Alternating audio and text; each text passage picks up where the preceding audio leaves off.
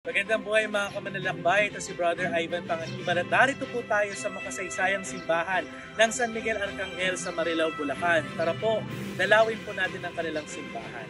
Ang simbahan po na ito ay nagsimula bilang isang Franciscan mission noong 1796 at nakatutuwa po dahil ito po ay naging sentro po ng evangelisasyon at ng pananampalatayang Katoliko dito po sa bayan ng Marilao.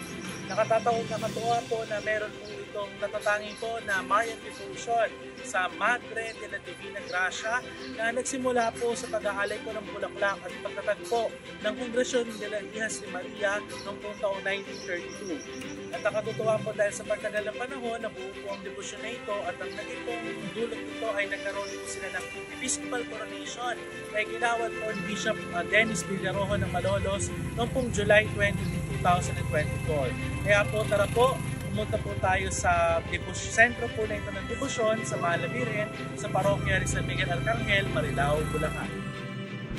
Manalangin tayo.